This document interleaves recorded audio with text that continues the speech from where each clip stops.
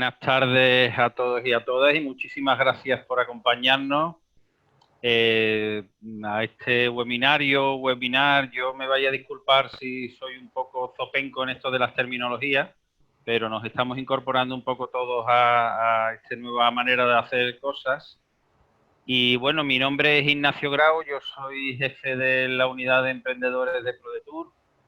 Y no quiero dejar de empezar agradeciendo a UATAE en la persona de su secretario general, de José Galván, que nos acompaña, pues su colaboración, gracias a la cual pues hoy tenemos este webinario. Este webinario que es, si yo no estoy equivocado, el primero que hacemos sobre base tecnológica en teleformación con UATAE, y que venimos en ProDetour lo venimos haciendo con más asiduidad a raíz de toda esta situación de la crisis del COVID-19, y es un formato que, bueno, no nos está dando malos resultados, está resultando pues atractivo para todos vosotros y vosotras y está funcionando bien, y creemos que ha llegado para quedarse, pero para complementar la oferta clásica en la que nos veamos, en la que compartamos espacio y en la que físicamente sigamos encontrándonos a lo largo de la provincia de Sevilla para aprender y conocer nuevas cosas. Repito, este seminario es gracias a la colaboración de UATAE, de todos sus trabajadores y de su organización completa, que ha propiciado que todos vosotros y vosotras tengáis acceso. Yo en este formato no me quiero extender mucho, simplemente daros dos pinceladas, pero tanto en este formato como en los seminarios presenciales, siempre os pido dos cosas. Nosotros ponemos mucha ilusión y mucho empeño, y a cambio pedimos, creo que poco. Lo primero que os pedimos es que con el mismo compromiso y la misma seriedad con la que os habéis apuntado y nos habéis seguido, y bueno, hoy que hace un día estupendamente fresquito para estar en la calle, estáis aquí con nosotros, pues con esa misma dedicación os pedimos que aprovechéis que gracias de nuevo a la colaboración de UATAE, pues tenemos a toda una profesional, como solemos hacer en nuestra formación, en nuestros seminarios, y que lo único que queremos es que la aprovechéis, que no dejéis la oportunidad de contar con la ponente que ahora os presentará Pepe, para que aclaréis todas vuestras consultas, que seguro que la duda de alguno de vosotros es la duda de muchos de nosotros también. Así que una de las cosas que os pedimos es que no dejéis de participar y de aprovechar estas circunstancias. Y la segunda cuestión que os pedimos es que si tenéis interés, si os parece que lo que hacemos es interesante, pues por un lado que nos digáis cuál es vuestra opinión. Seguramente os acabaremos molestando con algún cuestionario de satisfacción, pero sobre todo esa opinión es interesante para saber qué queréis que hagamos, qué podemos hacer en el futuro. Y de nuevo a cambio os pedimos otra cosa, que si, como nos cuesta tanto llegar a lo largo y ancho de toda la provincia, que si veis interesante lo que hacemos, que si consideráis que alguien puede aprovecharlo, porque nos ayudéis a difundirlo, que se lo contéis a quienes consideréis que pudieran tener interés en estos contenidos.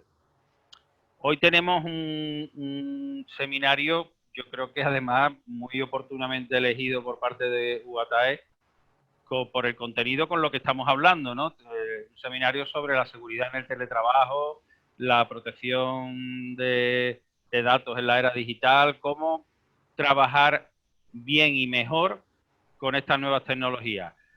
En ese sentido, yo creo que hay muchos recovecos, muchas dudas, muchas inseguridades que podemos despejar hoy, y que, de nuevo, os insisto que no dejéis de consultar todas vuestras dudas. Nada más, simplemente deciros que ProDetour, que es el nombre de quien hablo y de la entidad de la que vengo, es una sociedad de la Diputación, que nos dedicamos fundamentalmente a la promoción económica y a la promoción turística de la provincia, y que, bueno, mucho mejor que yo y de manera mucho más interesante podéis descubrirnos en nuestra web prodetour.es, que os animo a que visitéis. De nuevo, dar las gracias a todos vosotros por acompañarnos, dar las gracias a UATAE, a todos sus trabajadores, y especialmente a José Galván, a su secretario general, que ahora nos va a introducir en este seminario. Muchas gracias, Pepe. Muchísimas gracias, Ignacio, muchísimas gracias a ProDetour y muy buenas tardes a todos y a todas en este primer seminario de lo que viene siendo ya habitual, ¿no? Colaborar con ProDetour en la provincia de Sevilla, intentar llegar pues al máximo de usuarios y usuarias comprometidos pues con el crecimiento de la provincia, prometidos con las inquietudes, prometidos con los avatares que el futuro va a determinar después de esta, bueno, después todavía es quizás muy pronto decirlo, es decir, dentro de esta pandemia, de esta crisis de salud que se ha convertido en una crisis en todos los sectores y que de alguna manera desde nuestra organización y muy enfocada lógicamente al carácter que ella misma tiene, es decir, queremos llegar pues a lo que es nuestro fin y meta, que serían nuestros autónomos y autónomas, en este caso de la provincia de Sevilla. Y hoy, como bien apuntaba Ignacio, y yo no quiero extenderme porque considero que el tema es bastante interesante. Y yo diría más que apasionante, es un tema real, es un tema en el que nos vamos a ver o nos estamos viendo involucrados muchísima gente, quizás incluso sin saberlo, ¿no? Sin saber la dimensión, perdón, que puede tomar pues esa incursión de lo que ha sido una novedad para todos nosotros, al menos pues para mí personalmente, como bien comentaba Ignacio, adaptarnos a estas nuevas tecnologías, adaptarnos a las webinars, a las videoconferencias, pues ha sido todo un reto con cierto y gran aprovechamiento, porque yo al menos que era neófito en el tema, he encontrado cierta facilidad y cierta accesibilidad a cuestiones tan importantes como pueden ser lo que hoy nos ocupa. Y como viene siendo habitual, porque es compromiso de nuestra organización, de UATAE, de la Unión de Autónomos, pues intentamos satisfacer las curiosidades, por decirlo de alguna manera, que nuestros autónomos y autónomas nos vienen devengando. En este caso, este webinar, que es trabajar con seguridad y protección de datos en la era digital, pues creíamos que la persona que mejor puede ilustrarnos es alguien que viene colaborando con nosotros desde hace años. Ella es presidenta de una asociación de trabajadoras autónomos de Jaén. Es, digamos, esa su parte altruista, que sea ciencia cierta, pues que le lleva bastante tiempo de su ocupación diaria, ¿no? Ocuparse, como ya digo, pues de todas las inquietudes que las mujeres trabajadoras, que las mujeres autónomas, las mujeres emprendedoras de la provincia de Jaén llevan a cabo. Me consta que también colabora con otras organizaciones como AGEA en Granada o Mujeres Empresarias de Córdoba. Todoterreno en su campo, como no puede ser de otra manera, consultora, auditora y delegada de protección de datos. Lleva más de 12 años en el mundo de la protección. Entendemos que Mar está más que protegida en ese sentido. Y lo que intenta hacer, lógicamente, pues darnos protección a todos los demás que muy alegremente utilizamos pues nuestra imagen, utilizamos nuestros datos, utilizamos a nuestros mayores, nuestros menores, lo que sea menester en muchos casos con cierta inseguridad y por supuesto, al menos en mi caso, y decirlo así, con mucho analfabetismo digital, ¿no? Que intentamos que de alguna manera Mar pues pueda poner coto y pueda poner un poco a aclarar cuestiones que desde nuestro punto de vista vienen ya siendo fundamentales, pero lo van a ser aún más porque la digitalización llegó para quedarse y estamos viendo que va a formar parte de nuestro día a día. Yo, sin más, porque entiendo de que los protagonistas hoy, permítemelo, Ignacio, ni es ProDetour, ni es UATAE Andalucía, sois todos vosotros y vosotras, y por supuesto Mar, muchísimas gracias, como siempre, dispuesta a todo, y en este caso pues adelante con el webinar y muchísima suerte, y repito, muchísimas gracias a todos y a todas. Pues muchísimas gracias, Pepe, y muchísimas gracias, Ignacio. Muy buenas tardes a todos. Voy a compartir con vosotros la pantalla. ¿Quién soy? Pues como bien ha dicho Pepe, llevo ya 12 años dedicándome a lo que es el mundo de la privacidad y la seguridad de la información. Actualmente soy consultora, auditora y delegada de protección de datos pues, de diferentes entidades, tanto públicas como privadas. Trabajo a nivel nacional para cualquier tipo de colectivo y soy miembro de la Asociación Profesional Española de Privacidad. Para que me conozcáis un poco mejor y veáis el compromiso que tengo con privacidad, es que en 12 años que llevamos trabajando tenemos el reto 00, y es que en este periodo de tiempo ninguna persona que ha trabajado con nosotros ha sido sancionada por la Agencia Española de Protección de Datos. Bueno, este es un tema un poco extenso. Como no teníamos tiempo para ver toda la normativa y ver todo el ámbito que afecta a la era digital y al teletrabajo, lo que he hecho ha sido dividir 4 bloques. En el primer bloque vamos a ver una breve introducción a las normativas que van a afectarnos en las materias que vamos a ver durante el webinar. No es un curso de protección de datos, quiero que seáis conscientes de eso, simplemente pues me gustaría que, como vamos a hablar de 3 normativas a lo largo de todo el webinar, pues por lo menos que las conozcáis, poneros un poco en situación. El segundo bloque vamos a hablar de qué es lo que están haciendo ahora mismo las empresas en el área de marketing digital, qué es lo que más están haciendo y qué deberíamos de tener en cuenta para poder cumplir con las distintas normativas. En tercer lugar, veremos en el comercio online cómo se está regulando ahora mismo. Y por último, veremos la parte del teletrabajo. Veremos tanto los aspectos legales como los aspectos técnicos. Y recordaros lo que os acabo de decir antes. Quiero que esto sea un poco dinámico, que podáis vosotros dar vuestro punto de vista también y que podáis consultar cualquier cosa que os surja al respecto. Así que sin nada más, pues vamos a comenzar. A muchos sonará la fecha del 25 de mayo, allá en el año 2018, ya ha pasado 2 años de esto, de que a todo el mundo empezaron a llegarnos consentimientos a través del correo electrónico, ha cambiado la normativa de protección de datos, ahora me tienes que dar el consentimiento. Bueno, pues todo esto se debió al RGPD, al Reglamento General de Protección de Datos. Se trata, simplemente porque tengáis una pequeña noción, de un reglamento europeo que se aprobó en mayo del 2016, pero la Unión Europea dio un plazo de 2 años a todos los países miembros de la Unión para que se fueran adaptando paulatinamente a dicha normativa.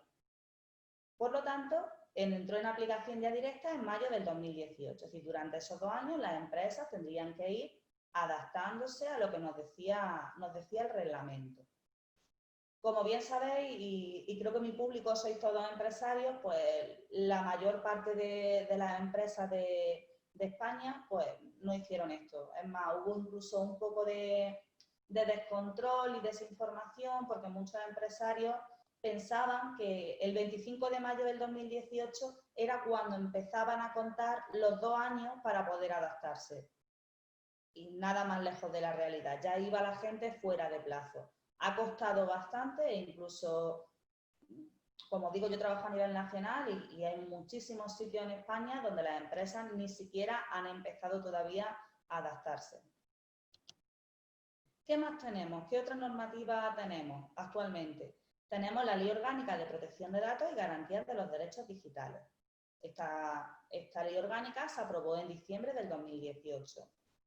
Realmente esta ley lo que hace es transponer el Reglamento General de Protección de Datos a una ley orgánica, pero si alguno le ha echado un vistazo, realmente lo que hace referencia es al articulado del reglamento.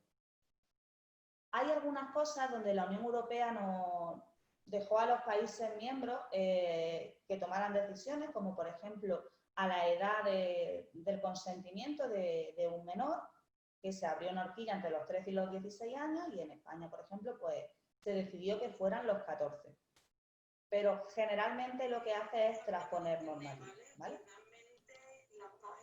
Voy a intentar contar un poco la diferencia entre lo que teníamos y lo que tenemos actualmente para poneros en situación un poco ahora cuando hablemos del tema del marketing digital y del comercio online. En cuanto al número de recetas. ¿Tenéis alguien el micrófono abierto? Si a mí se me escucha bajito y tenéis el micrófono abierto, puede ser un problema. Vale. Bueno, nosotros partimos de una normativa que ya se derogó cuando salieron estas normativas de las que os he estado hablando en la introducción. Y la ley que teníamos era la ley 15/1999, que a todos sonará, pues había que hacer una inscripción de unos ficheros en la Agencia Española de Protección de Datos y había que hacer una serie de trámites. Con esta ley, que vuelvo a recordar que está derogada, que no está en vigor, lo que se estudiaba era qué tipo de datos es el que trata la empresa, datos de carácter personal, por supuesto. Es decir, pues si trataba datos identificativos, datos de salud, datos de origen racial, datos de contabilidad, cualquier tipo de datos. Y sin embargo, ya con el reglamento y con la nueva ley orgánica, lo que se basa es en qué riesgo es el que conlleva para los derechos y libertades de las personas, que tratemos desde la empresa sus datos de carácter personal. Un dato de carácter personal es cualquier dato que hace a una persona identificable. Pues un nombre con un DNI, una imagen, una dirección IP, un dato biométrico, cualquier dato que pueda identificar fielmente a una persona. ¿Por qué os cuento esto? ¿Por qué os cuento esto en una temática de marketing digital? Porque a la hora, por ejemplo, de recabar los consentimientos, esto que os estoy contando es muy importante y ahora después veréis por qué. Por resumir, la ley anterior que teníamos, ya derogada, se basaba en un tipo de datos y las leyes actuales en el riesgo que conlleva. Por poneros un ejemplo, para que vosotros podáis, que no sea todo palabra ni lenguaje técnico. Con la antigua ley, con la derogada, con la 15/1999, si nos ponemos en situación de un médico con 50 pacientes, imaginaros un podólogo de un pueblo, ¿vale? Que tenga 50 pacientes. Y un hospital con 25.000, pues imaginaros una clínica privada. Como las dos trataban datos de carácter personal de salud, ambas tenían que adaptar las medidas de seguridad de nivel alto, ¿vale? Si nos ponemos a pensar en el sentido que tenía esto, sentido tenía poco, porque no es lo mismo que haya una vulneración de la privacidad en ese podólogo con 50 pacientes que en esa clínica privada con 25.000. El riesgo es mucho más elevado en la clínica.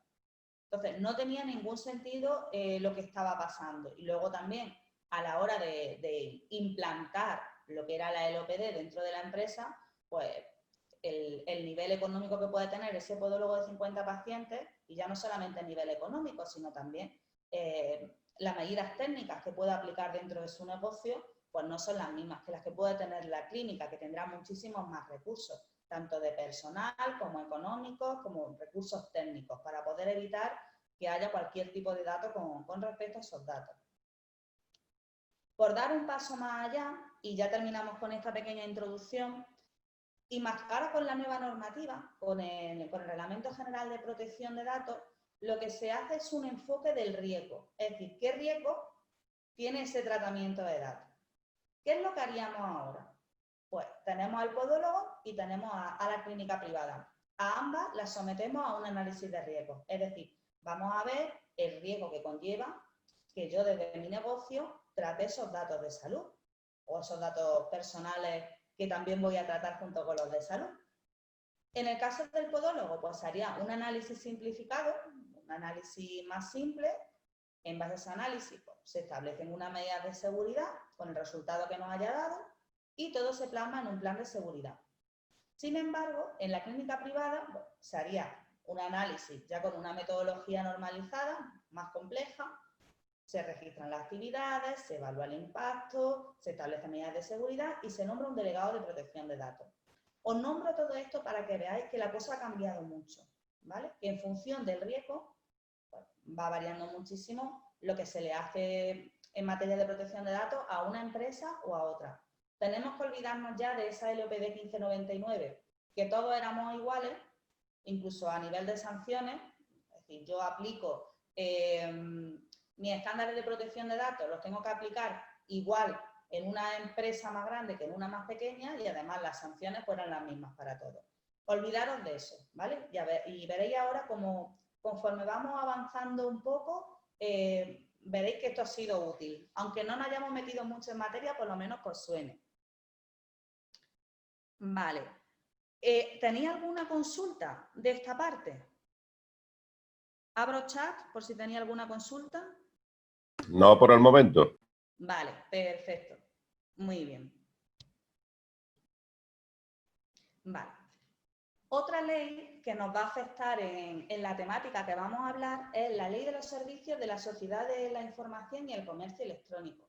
Esta ley es antigua, ¿vale? Es una ley que se aprobó en julio del 2002 y para que me entendáis bien, la LSSI es como la protección de datos, pero del comercio electrónico y de las páginas web, para que vosotros os hagáis una idea.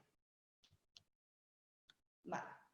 Y dicho esto, y con la introducción que hemos tenido para que os hagáis una idea de lo que tenemos actualmente, vamos a ver un poco en marketing digital qué es lo que se está haciendo con el tema, sobre todo con lo que nos estamos encontrando ahora.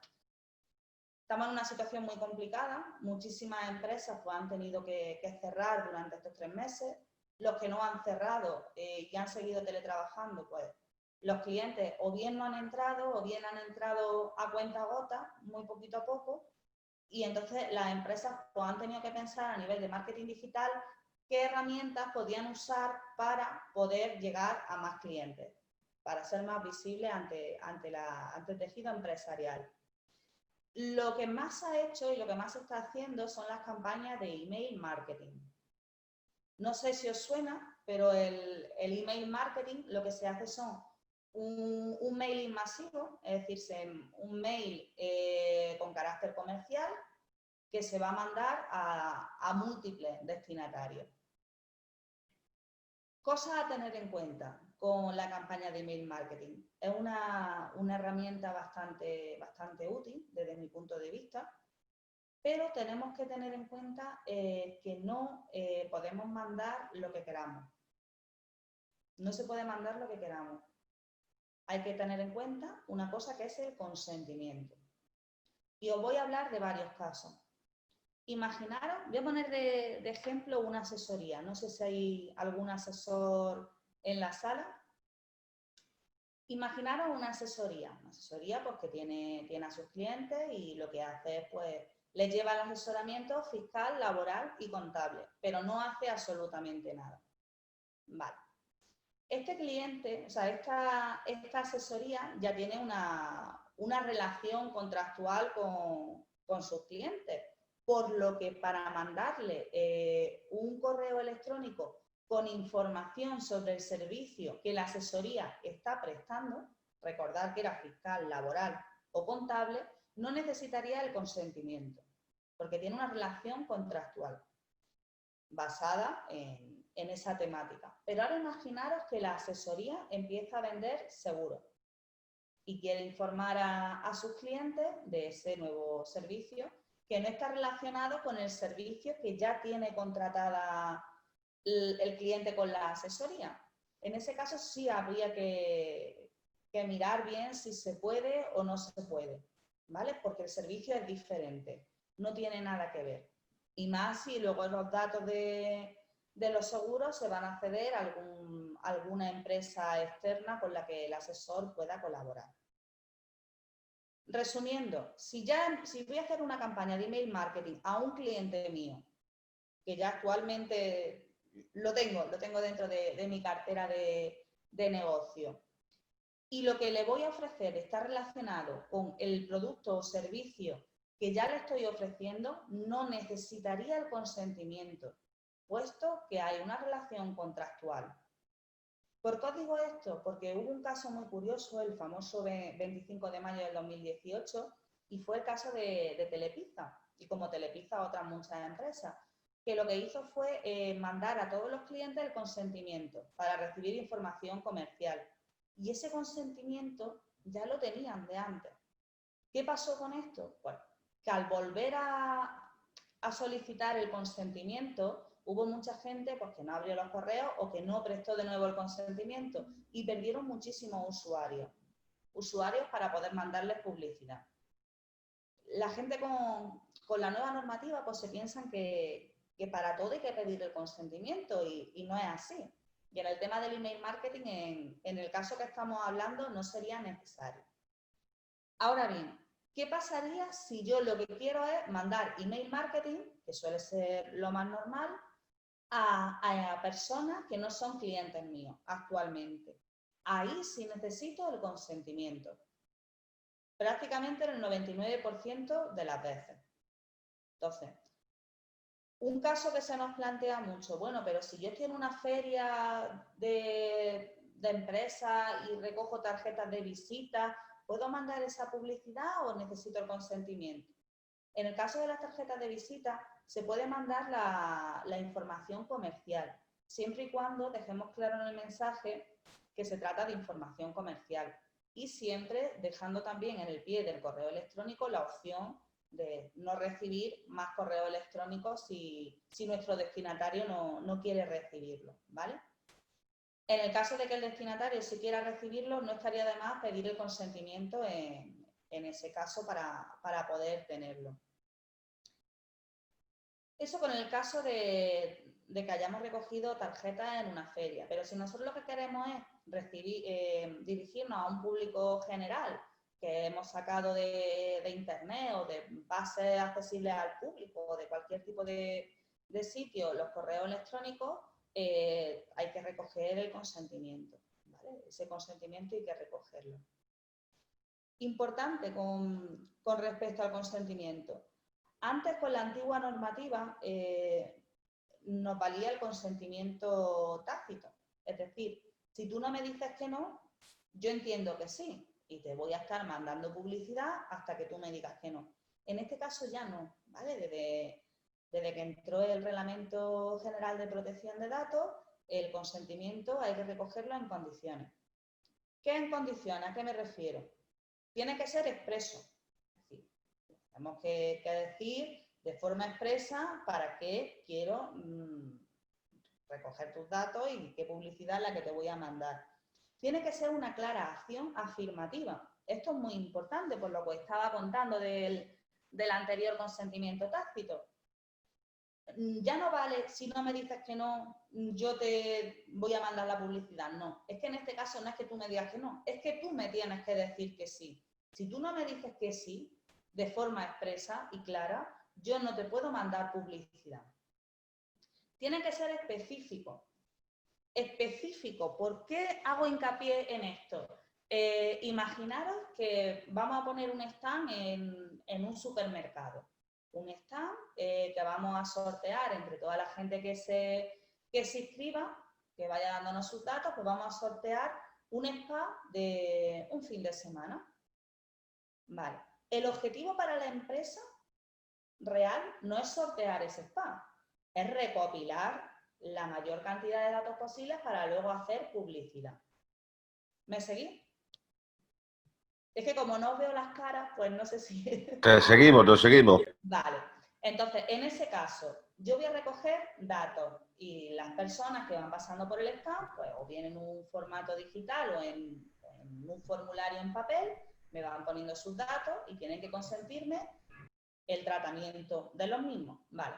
En ese caso, hay dos tratamientos, no hay uno. El primer tratamiento, la primera finalidad sería, pues bueno, necesito tus datos para que puedas participar en el sorteo y ponerme en contacto contigo en el caso de que sea el ganador, pero hay otra finalidad. Por lo que he dicho, nadie da nada gratis. Si alguien da algo gratis, al final el producto eres tú, y esto pasa muchas veces con el caso de los sorteos. Bueno, muchas veces no, pasa siempre con los sorteos. Si tú vas a recoger esos datos para luego poder enviar información con carácter comercial, tienes que informar también. Tienes que informar también en ese formulario. Y como bien dice el consentimiento, que tiene que ser específico, tendré que poner dos casillas. Una, como que tú me vas a consentir tener tus datos para participar en el sorteo, y en segundo lugar, tú me vas a consentir los datos para luego poder mandarte información comercial. Y tienen que marcar que sí. Y si te marca que no, no podemos mandarle publicidad porque no podemos obligarlo. Esto es muy importante porque este caso se da en el día a día. Y está pasando mucho también con campañas de Facebook. Muchas empresas con el confinamiento están haciendo campañas de Facebook, están recogiendo datos a través de formularios y no están haciendo esto como estoy comentando y se enfrentan a sanciones muy graves. ¿Vale? Bueno, pues eso con respecto al consentimiento. ¿Qué más cosas? Tiene que ser libre e informado. Es decir, tenemos que dar toda la información sobre qué es lo que voy a hacer con tus datos cuando tú me los des. Se me ha ido una cosa que no quería que se me olvidara y no quería que se me fuera. Vale, ahora cuando me venga os lo comentaré. El consentimiento debe de poder verificarse. Es decir, siempre tenemos que tener la carga de prueba. Creo que se lo tenía aquí, efectivamente. Siempre tenemos que tener la carga de prueba. ¿Esto qué es? Guardo los consentimientos durante el plazo de conservación que hayamos establecido dentro de nuestra organización. Pero siempre tenemos que tenerlo, pues si en algún momento nos llega cualquier reclamación por parte de un usuario, poder buscar esa carga de prueba. Importante que había puesto yo aquí. Ojo con el correo masivo. A ver, sabéis, si no, ya lo anticipo yo, las sanciones con la nueva normativa, con el Reglamento General de Protección de Datos y la Ley Orgánica de Protección de Datos y Garantía de Derechos Digitales, aquí estamos hablando de sanciones de hasta 20 millones de euros. No estamos hablando de las sanciones de la antigua normativa, estas son ya sanciones bastante fuertes. Y muchas veces, cuando cometemos algún error en materia de protección de datos dentro de nuestras organizaciones, suelen ser por errores humanos, la mayoría de las situaciones.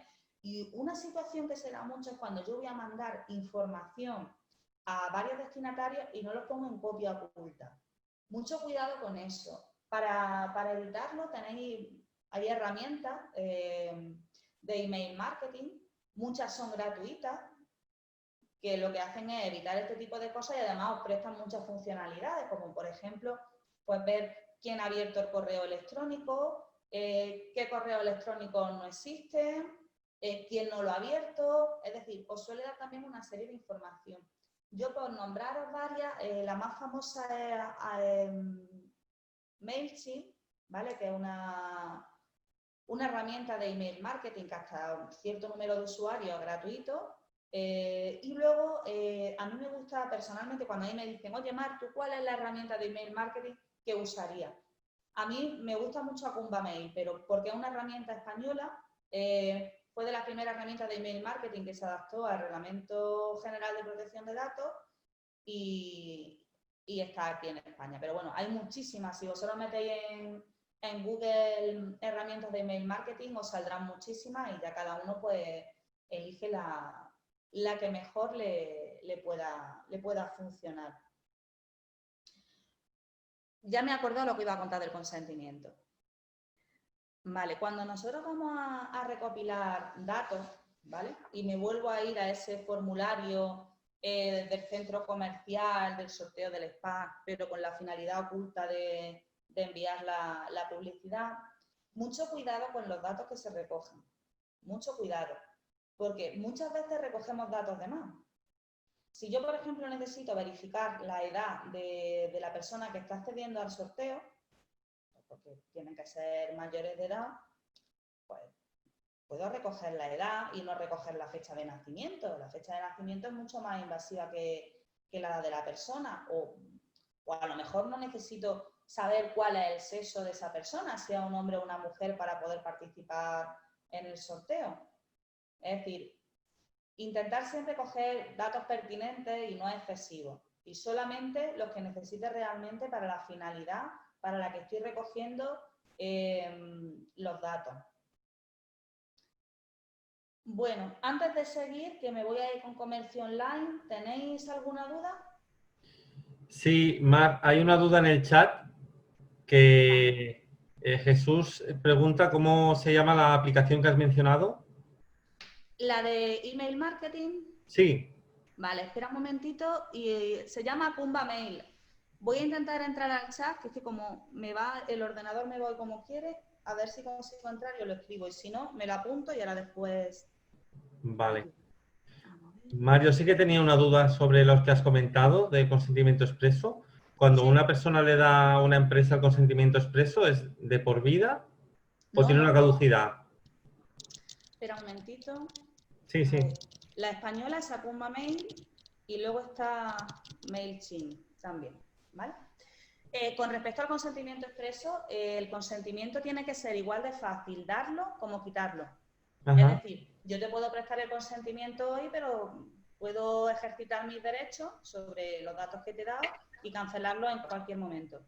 Vale, pero yo puedo cancelarlo cuando quiera, pero la empresa puede hacer uso de mis datos hasta que yo no lo cancele, ¿no? No tiene una caducidad. A ver, sí hay una caducidad. A ver, Ajá. hay una cosa que se llama el plazo de conservación, que es obligatorio indicarlo dentro de los formularios de una empresa en materia de Ajá. protección de datos. Entonces, si tú me dices que el plazo de conservación de que va a tener mis datos es durante 4 años, cuando pasan 4 años, tú mis datos no puedes seguir teniéndolos. Vale. ¿Vale? Otra Pero- cosa es que haya una obligación legal. Ajá. Pero si no hay obligación legal, el plazo que tú estipules, pasa mucho con los currículum. Cuando una empresa recibe un currículum, el empresario o la empresaria se piensa que ese currículum lo puede tener ahí por los siglos de los siglos. Normalmente el periodo de conservación aconsejado de un currículum suele ser 1 año, porque durante ese año seguramente haya cambiado la situación de la persona, o bien ha hecho más o bien ha cogido y ha encontrado trabajo, o ha cambiado de teléfono, de dirección. Entonces, siempre deben de informar el periodo de conservación de los datos y que sea pues una cosa con cabeza, que no sea un periodo de conservación ilimitado.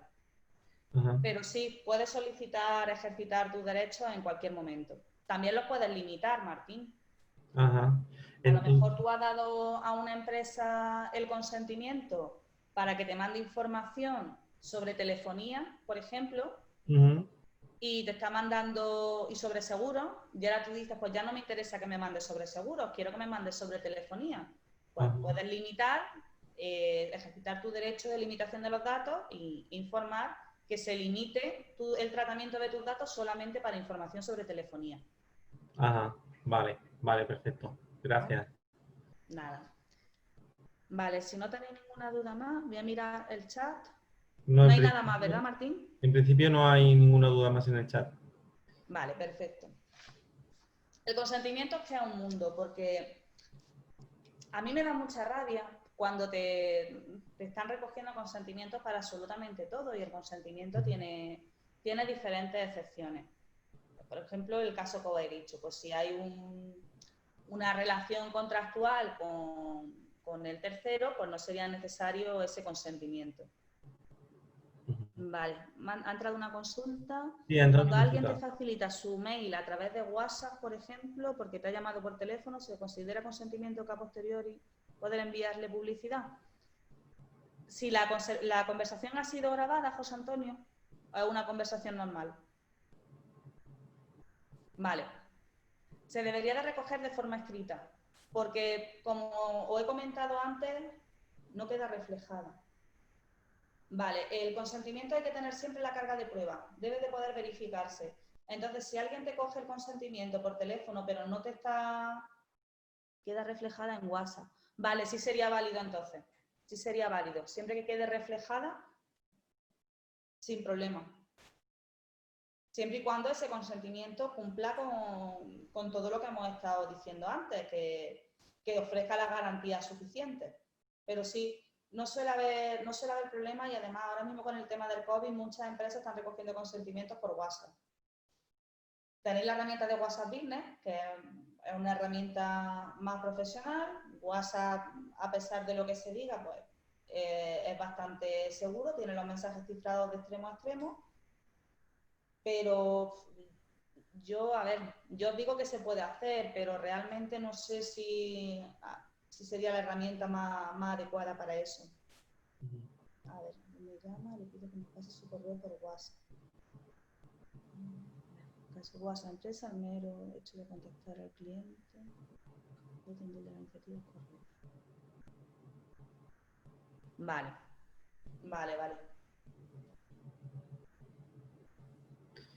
Sí, lo que comenta es que lo pide por WhatsApp para que quede por escrito que se lo está dando voluntariamente, entiendo. Claro, exactamente. Pero, a ver, tanto a Manuel como a José Antonio, eso es como si un cliente te pide que le mande información por WhatsApp. Ahí no necesita el consentimiento, directamente pues se la manda y listo, porque te lo está pidiendo. Ahora, yo sí os doy un consejo. WhatsApp da la opción de poder enviar lo que es la conversación, mandarla por correo electrónico, mandarosla al correo vuestro de empresa y tener ahí la carga de prueba. ¿Os he respondido bien? Sí, sí, yo creo que sí, si no sigue el chat abierto, por si queda alguna duda.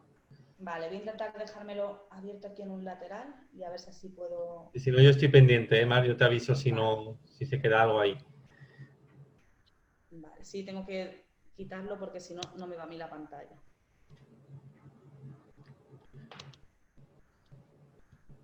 Y ahora se me ha quedado que ni para adelante ni para atrás. Ahora. Bueno, sea como sea, lo que he comentado, siempre hay que tener la carga de prueba por si hay en algún momento hay alguna reclamación y sobre todo ya no por la reclamación en sí, sino que como os está comentando, los datos tienen un periodo de conservación, entonces pues es más que conveniente tener reflejado el momento en el que yo recogí los datos para cuando se cumpla ese periodo poder proceder a cancelarlo. Vale. Nos pasamos con la parte de comercio online. Con el tema este del COVID hemos aprendido mucho en la lección. Realmente las empresas que estaban con plataformas de venta online o con la opción de poder prestar un servicio a través de plataformas digitales, lo han tenido un poquito más fácil que el resto para poder afrontar la situación. Siempre se ha dicho que quien no está en Internet no existe, pero es que ahora se ha demostrado que efectivamente es que es muy complicado. Aquí en mi provincia, donde yo resido, había un caso muy curioso de una pescadería muy pequeñita que estaba solamente una autónoma dirigiendo la pescadería, sin trabajadores, sin ningún tipo de medios técnicos, recursos técnicos grandes. Y esta persona tenía una pequeña página web a modo de escaparate comercial y en cuanto comenzó el COVID se puso las pilas, puso una plataforma de venta online y esta persona durante el confinamiento ha conseguido abrir 2 pescaderías más. ¿Por qué? Porque ha incentivado muchísimo las ventas. Ella misma cogía, por la mañana atendía al público, recibía los pedidos de los clientes de la pescadería y cuando cerraba el mediodía, ella misma, porque como he dicho, estaba sola, no tenía ningún recurso técnico, pues ella misma cogía la bolsa, iba por las casas repartiendo el pescado. Lo que os estoy diciendo con esto es que ahora mismo, en la situación en la que nos encontramos, si quien no está en Internet no existe, es que quien no está en Internet es que está muerto, como quien dice. Porque tenemos que estar preparados y sobre todo sabiendo, y esperemos que no pase, pero es posible que esta situación pues, se pueda volver a dar. Vamos a estar preparados. ¿Qué refleja el comercio online? No solamente tener una página web, una tienda online, también podemos tener aplicaciones, ya sean, vamos, yo aquí os hablo de aplicaciones propias de la empresa, ¿vale? No aplicaciones que os descarguéis de internet, ¿vale? O bien podemos tener también blogs personales, pues si somos un profesional especializado en un sector, pues una forma de llegar al público, a esos clientes objetivos, pues también puede ser a través de compartir experiencias e información a través de un blog personal. Vamos a ver la parte de normativa, cómo poder cumplir con protección de datos en estas áreas, pero sí quiero hacer una matización. El blog personal solamente está sujeto a la Ley de los Servicios de la Sociedad de la Información y Comercio Electrónico, la LOPD digital, como he comentado antes, para que me entendáis, en el caso de que el blog tenga publicidad. Si el blog personal no tiene ningún tipo de publicidad, no estaría sujeto a lo que os voy a contar, ¿vale? Esto sí me gusta dejarlo claro porque muchos de vosotros tenéis vuestro blog y lo usáis simplemente con carácter informativo, ¿vale? Con respecto a las webs, aquí sí estarían sujetas todas las webs, aunque sea un escaparate comercial de quiénes somos, qué hacemos y cómo contactar con nosotros y cuáles son nuestros servicios. Vale. Como he estado comentando, la ley sujeta del comercio online en materia de protección de datos, porque luego hay diferentes leyes que pueden estar sujetas, más luego aparte las normativas que pueda haber transversales en función de lo que vendamos o de nuestro sector de actividad, pues nos obliga a que cumplamos pues, con una serie de requisitos en materia de protección de datos. Igual que nosotros, dentro de nuestro establecimiento físico, nuestra nave, nuestro local, nuestra tienda, tenemos que cumplir con la normativa, pues en nuestro escaparate digital o en nuestra tienda digital también tenemos que cumplir, ¿vale? ¿Esto dónde se refleja? Pues en esas cosas que nadie se lee. Me da pena por un lado y me hace gracia por otro porque cuando entramos dentro de una página web, con el caso, por ejemplo, del aviso de cookie, de darle a más información, poder leer, poder incluso seleccionar qué cookies sí aceptamos nosotros y cuáles no, la gente directamente le da a aceptar y ni siquiera se lo lee. Ni se suelen leer las políticas de privacidad, ni los avisos legales, ni muchas de estos textos legales. Es importante que tengamos una buena política de privacidad. Una política de privacidad no hecha con un copia y pega, porque hicimos un experimento dentro de nuestro despacho de analizar al azar distintas páginas web a nivel nacional y de distintos sectores. Y es increíble la cantidad de copia y pega que no hemos llegado a encontrar, pero copia y pega tan mal hechos que incluso aparecían los nombres de las empresas del que habían copiado el texto. No todas las empresas funcionan igual, ni van a tratar los mismos datos, ni tienen la misma finalidad en el tratamiento de esos datos, ni tienen el mismo periodo de conservación.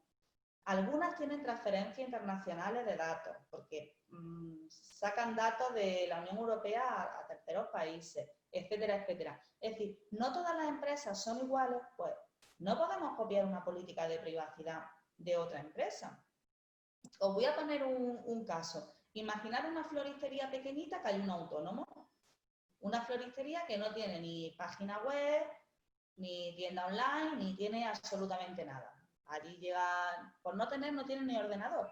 Allí llega el cliente, pide su ramo de rosa y la florista lo va apuntando todo en un papel, le da su recibo y listo. Y ahora imaginaros una floristería, es decir, vamos a imaginar a alguien del mismo sector, pero una floristería ya, pues, imaginar pues, del centro de Sevilla, que tenga por sus trabajadores, tenga su tienda online, además tiene un canal de distribución para esa tienda. Perdona, que estaba el móvil también sonando. Tiene su red de distribución con transportistas para poder distribuir. No son iguales, si os dais cuenta. Son dos floristerías, pero son diferentes. Son totalmente diferentes. Una floristería lo hace ella sola, la del autónomo, pero la otra tiene que ceder datos de los clientes a la empresa logística que va a llevarle al cliente las flores o las macetas que compre. Tiene su tienda online, que también ahí se están registrando una serie de datos. Lo que os quiero hacer ver con esto es que no hagáis copia y pega, porque a lo mejor sois la floristería y copiáis la política de privacidad de la otra floristería y no tenéis nada que ver, porque el tratamiento de datos que tenéis es diferente, ¿vale? Esto sí me gusta hacer mucho hincapié porque no me gustan los copia y pega y aparte hay un principio dentro del Reglamento General de Protección de Datos que es la responsabilidad activa del empresario o la accountability, que lo que te dice es que el empresario o empresaria en todo momento tiene que estar en capacidad de demostrar el cumplimiento. Entonces, no hagáis un copy y pega, hacerlo bien, de verdad. Esto es un tema serio, ya os hablo que son sanciones muy grandes y no es una cosa para tomársela a broma. Con respecto al aviso legal, pues lo mismo, pues tener un aviso legal en condiciones que refleje pues, toda la información necesaria para que nuestro usuario digital sepa perfectamente quiénes somos, dónde estamos y qué hacer en caso de querer poner una reclamación. Las cookies es un mundo. Las cookies, muchas veces cuando, no sé si tenemos diseñadores web entre el público, si tenemos que se manifieste, muchas veces cuando lo hace un diseñador web no se le da el problema, si el diseñador es un profesional, pero sí hay veces que somos amateurs en el área de hacer páginas web y por defecto ponemos que tiene cookies o no ponemos que tiene cookies. Pues nos hemos encontrado con casos de que se pone un aviso de cookie y la web no tiene cookie y viceversa. No hay cookie y luego tenemos 40 o 50 cookies por detrás. Analizar bien las cookies que son necesarias y ponerlas con los avisos correspondientes. Es más, lo ideal sería, y eso sí se está haciendo, lo están haciendo cada vez más empresas, que el usuario pueda acceder a la política de cookie y seleccionar con qué cookie está de acuerdo y con cuáles no. Formulario de contacto. La mayoría de las páginas web disponen de un formulario de contacto para que nuestro usuario digital pueda ponerse en contacto, valga la redundancia, con nosotros, pues para preguntarnos por nuestros productos o servicios. Acordaros de ese consentimiento, ¿vale? En el formulario de contacto vamos a recoger datos de carácter personal. Entonces, vamos a recoger correctamente el consentimiento. Y lo que he dicho antes, coger solamente los datos pertinentes y no excesivos. La mayoría de los que estamos aquí presentes, me imagino que como somos todos digitales, pues solemos comprar por internet.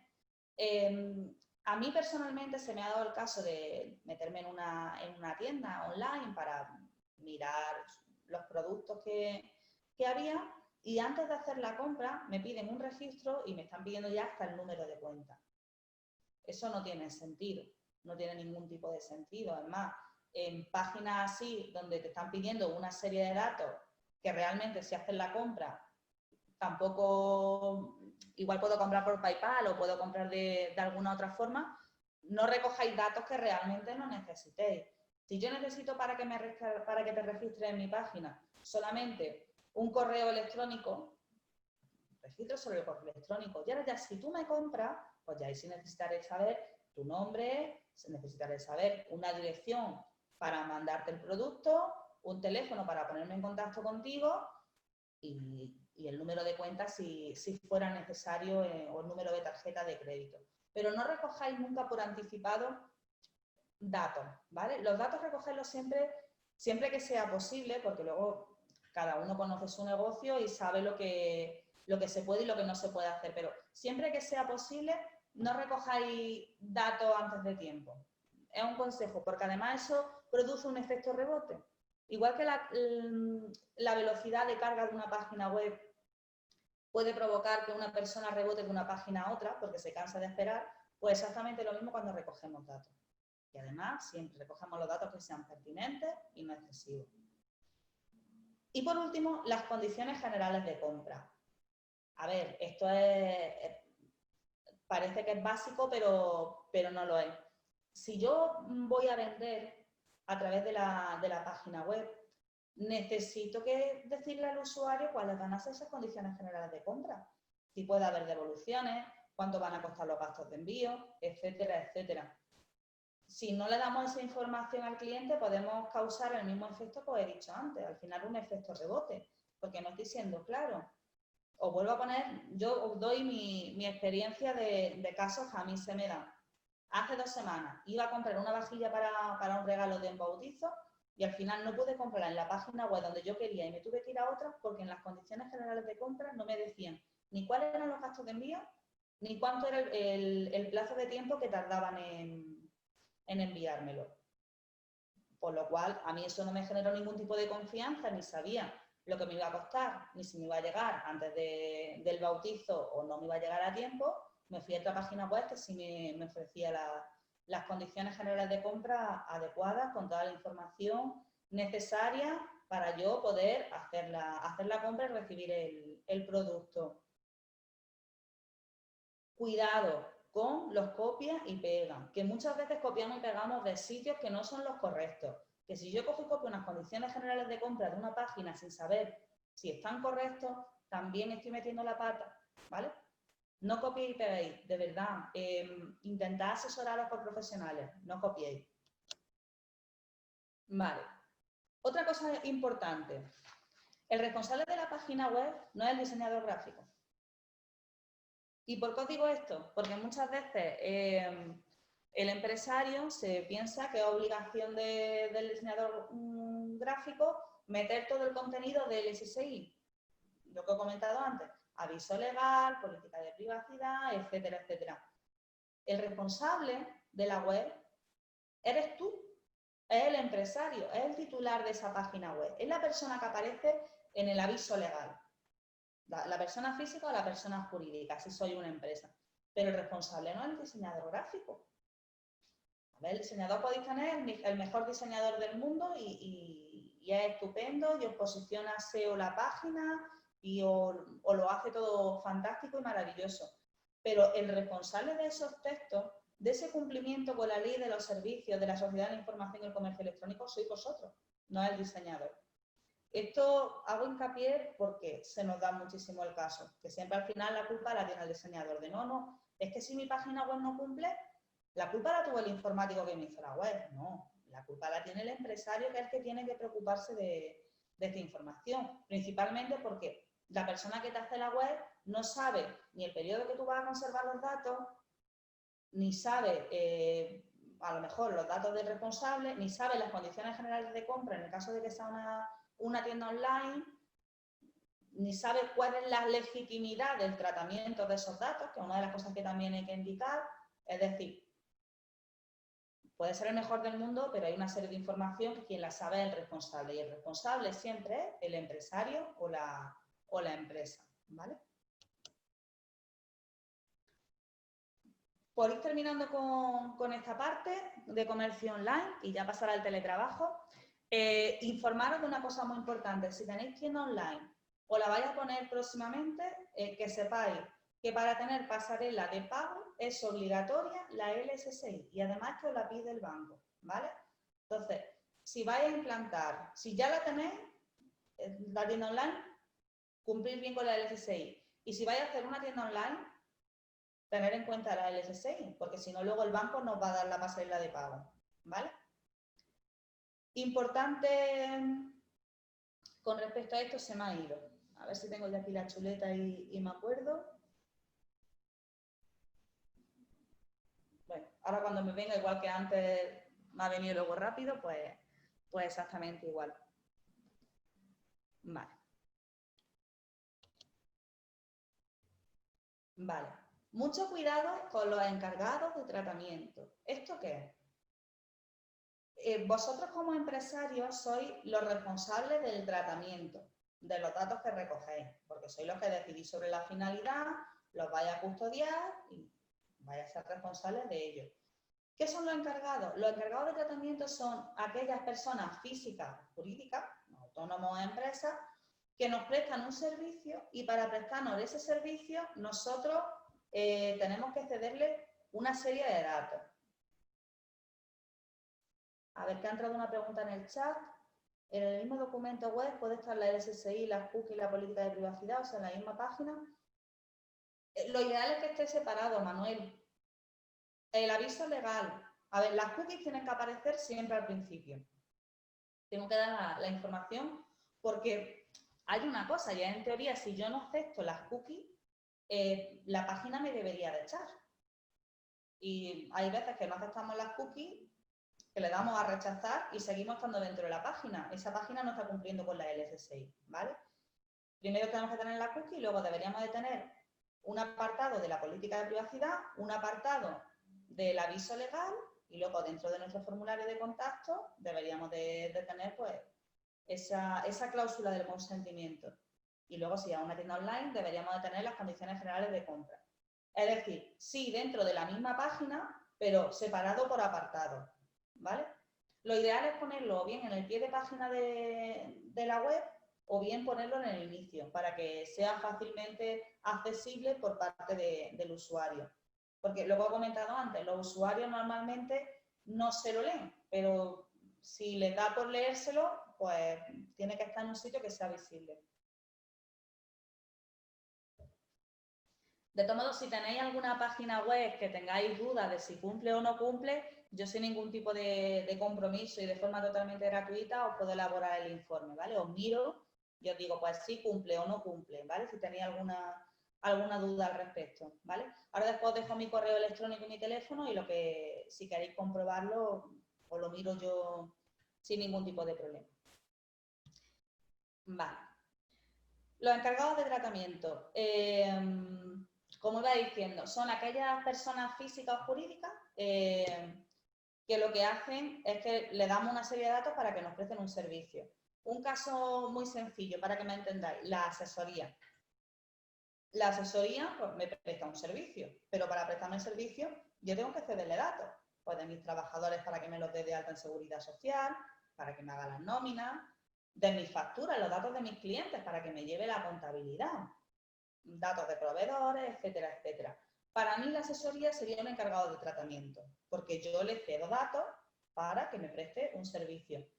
O un informático que tenga que entrar en remoto a mi ordenador para poder buscarme una solución o arreglármelo, también está accediendo a datos, también sería un encargado de tratamiento. Bueno, ¿por qué os digo esto? Porque si hay un encargado de tratamiento, tenemos que avisar, ¿vale? Siempre hay que avisar. No puede haber un encargado de tratamiento sin avisar. Os pongo el caso en tema de comercio online. Imaginaros el sorteo, ¿vale? El famoso sorteo del spa que habíamos dicho en el centro comercial. Pues imaginaros que voy a hacer un sorteo pues, en mi página web para ganar visitas y para conseguir datos para luego poder mandarle campañas de email marketing. Vale, pues si el sorteo, si el ganador no lo voy a decidir yo, sino que lo voy a subcontratar en una empresa especializada en sorteos, tendré que avisar al recoger esos datos de, oye, tus datos serán cedidos a esta empresa pues con la finalidad de que hagan el sorteo y elijan al ganador, ¿vale? Os hago mucho hincapié con esto porque sí hay veces que nos estamos encontrando con que hay sesiones o comunicaciones de datos de carácter personal con encargados de tratamiento y no se está informando. Y esto es una infracción grave, ¿vale? Para la Agencia Española de Protección de Datos. Por eso vuelvo a hacer hincapié. No valen los copy y pega porque esto hay que analizarlo, ¿vale? Entonces tenéis que sentaros y analizar cada uno de los puntos a los que obliga la Ley de los Servicios de la Sociedad de la Información y el Comercio Electrónico. No es una normativa muy extensa porque creo que son 40 y tantas páginas, una normativa ligerita, pero a la hora de explicarla si se nos puede ir perfectamente una mañana o una tarde entera, por eso no quiero tampoco demorarme mucho en esto porque tenemos poco tiempo y quiero que me dé tiempo a poder resolver dudas y poder avanzar también con el tema del teletrabajo. Pero como he dicho, os voy a dejar mi correo electrónico, lo que necesitéis, o si desde tanto Ignacio como Pepe luego ven que os interesa el tema de la LSSI, pues luego se puede programar incluso un taller específico para esto.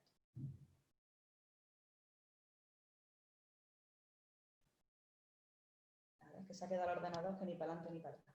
Ahora. Bueno, ¿alguna duda con respecto a comercio online? Que vamos a pasar ya a la parte de teletrabajo. ¿Estáis ahí? ¿Seguís ahí? Sí, Mar, estamos vivos, ¿eh? Estamos aquí. Vale. Es que yo esto lo llevo muy mal porque llevo todo el confinamiento haciendo talleres así, pero yo estoy acostumbrada a hacerlo de formato presencial y viendo la cara que pone todo el mundo. Y así me da la sensación que estoy hablando sola. No, estamos escuchando. Vale, vale. Pues, está bien que de vez en cuando me digáis algo para saber que no estoy dentro de un monólogo. Vale, ya el último apartado que tenemos, y es un poco más complejo porque para todos el teletrabajo está siendo una novedad y aunque hay países en los que el teletrabajo pues estaba ya implantado y era una cosa natural, pues aquí en España pues vámonos a Andalucía. ¿Cuántas empresas teletrabajaban? Muy pocas. Yo creo que ha sido un poco traumático este cambio y a todos nos ha pillado un poco que no sabíamos por dónde tirar, porque muchas empresas, por muchas cosas que tú tengas digitalizadas, muchas no tienen una herramienta para teletrabajar. Y ha costado bastante. Ha entrado algo por el chat, un momentito. Teletrabajar es lo mismo que trabajar en la nube. Sí, pero por ejemplo, un comercial trabajar en la nube... Hay trabajos que es complicado pasarlos a teletrabajo. El trabajo, por ejemplo, el de la pescadería, el ejemplo que has puesto, sí, es un ejemplo que, bueno, muchos comercios han tirado por ahí. En abrir su página web lo antes posible. A veces algunos no se lo habían planteado en la vida, otros estaban en mitad de camino y lo han acelerado. Pero claro, hay trabajos como el de un comercial que es muy complicado pasarlos a teletrabajo fácilmente. Yo pienso, Manuel, que ha sido el que me ha comentado, en eso no estoy de acuerdo contigo, ahora sí que de todos modos me cuentas tú porque lo veas así. Yo pienso que teletrabajar no es trabajar en la nube. Hay muchas formas de teletrabajar. Si queréis, vamos a ver los aspectos legales y técnicos y después, si queréis, abrimos incluso debate con este tema, Vale. que da muchísimo juego. Perfecto. Vale. A ver. Vale. Una cosa que nadie se ha planteado. ¿Cuántos de vosotros le habéis hecho a vuestros trabajadores un acuerdo o contrato de teletrabajador cuando lo habéis mandado en casa durante el COVID? ¿Alguien de los presentes ha hecho uno?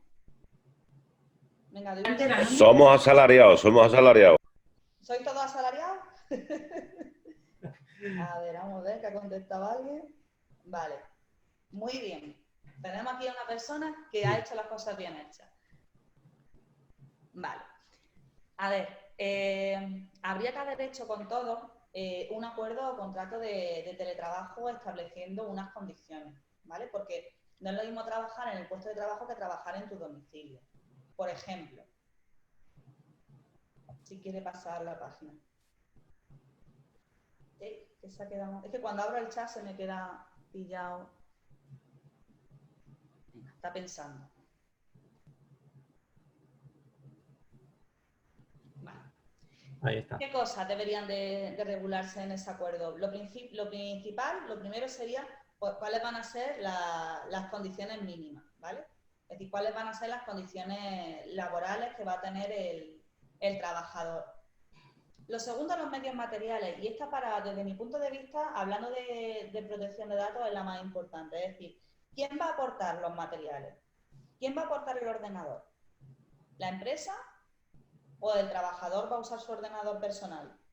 Eso es muy importante a la hora de definirlo. Y aquí se están haciendo barbaridades, incluso en empresas bastante grandes y bastante importantes, que han mandado al trabajador a casa sin ningún tipo de medio material, sino tú te la apañas en tu casa con el ordenador que tienes, que es el mismo con el que los niños han estado haciendo los deberes durante el confinamiento, el mismo con el que la pareja está reservando un viaje y descargándose música de internet, etcétera, etcétera.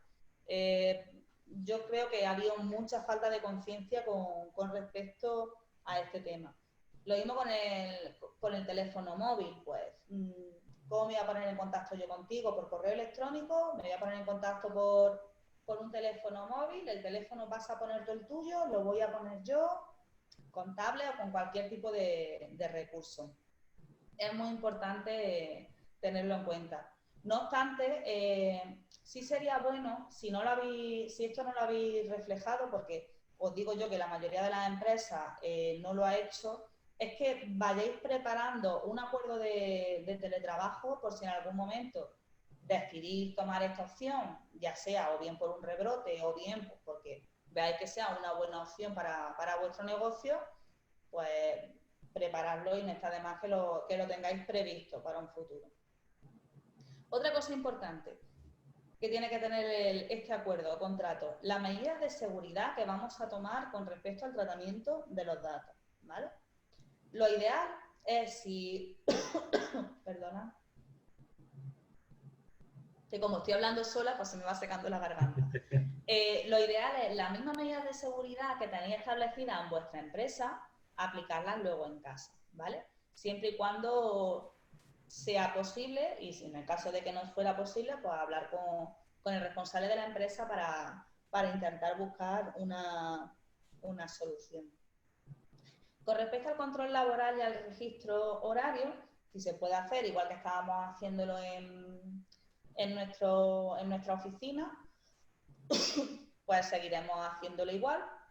Y si no, habrá que pensar cómo lo hacemos, porque tener en cuenta que no es lo mismo tener el control dentro del puesto de trabajo que hacer un control en el domicilio de una persona, ¿vale? Estamos dentro del ámbito doméstico de la persona en el teletrabajo, entonces mucho cuidado con cómo lo hacemos. Esto lo suyo es que le preguntéis a vuestra asesoría la forma más correcta de hacer el registro. Aunque quiero recordar que el otro día me comentó un cliente que habían sacado aplicaciones gratuitas para el tema del registro horario y del control laboral. que el trabajador solamente con la ubicación podría fichar. Hay muchas formas de hacerlo, ya sería cuestión de estudiar a ver cuál sería la mejor. ¡Ey! Me he comido una apartada.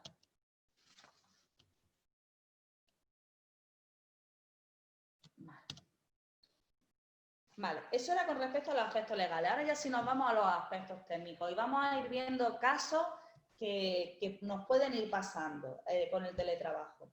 ¿Tenéis alguna duda de las medidas legales de ese contrato de teletrabajo? En principio no, en el chat tampoco hay ninguna duda. No. Vale, Te pues recuerdo la hora, las 19:54, para que vayas calculando más o menos. Vale, sí, me quedarán unos 10-15 minutos y ya el resto lo dejamos para dudas. Voy bien de tiempo, ¿no, Martín? Vale, aspectos técnicos del teletrabajo. ¿Hacéis copias de seguridad? Cuando estamos teletrabajando desde casa, como he dicho, hay que seguir las mismas medidas de seguridad que llevábamos dentro de nuestra organización. Entonces, si teníamos una política de copias de seguridad, pues debemos de seguir llevando la misma, ¿vale? Pues o bien la hacemos en el servidor, o la hacemos en un equipo de la empresa a través de una VPN, o la hacemos en la nube, como ha dicho antes un compañero, o la hacemos de la forma que tenga establecida la empresa. Cuidado con los virus, ¿vale? Ahora mismo está mucho en auge lo que es el ransomware. No sé si lo he pronunciado bien porque yo tengo mi inglés de Jaén, entonces cuesta un poco. Que lo que te hacen es secuestrar la información, ¿vale? Te la cifran y te piden un rescate, normalmente en criptomonedas, para poder descifrarte la información. Esto cada vez está pasando más, hay muchas noticias en prensa al respecto. Lo primero, si os pasa esto, no paguéis. No paguéis porque lo más seguro es que no consigáis recuperar los datos. Pero si tenemos una buena política de copias de seguridad, seguramente pues, no hayamos perdido información o hayamos perdido muy poca, porque ya la tenemos asegurada. Si yo, por ejemplo, hago las copias de seguridad todos los días a las 3 de la tarde y sufro un robo de información a las 9 de la mañana al día siguiente, pues los únicos datos que he podido perder son los que entraron en mi sistema de información desde las 3 de la tarde hasta esta mañana. Entonces, el daño no es tan grande, ¿vale? Como podría suceder.